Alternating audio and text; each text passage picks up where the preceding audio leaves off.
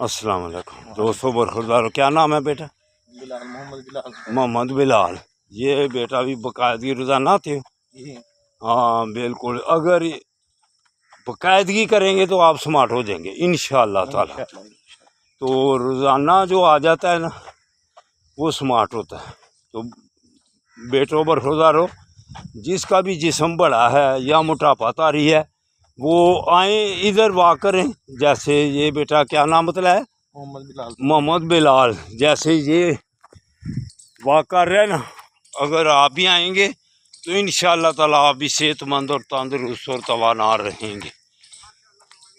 और जिंदाबाद। वो मेरे साथ पहले हाजी साहब थे। तो जो भी आएगा बेटा अपनी सेहत बनाने के लिए फिर अस्पतालों से बच जाएगा।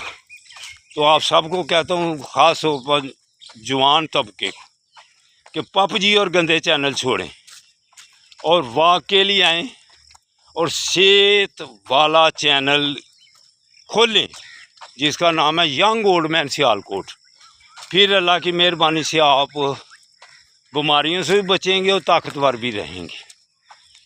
तो पार्क में आओ, जो सियालकोट में पार्क के नज़दीक रहते हैं, फातिमा जिना पार्क, तो वॉक करें आके।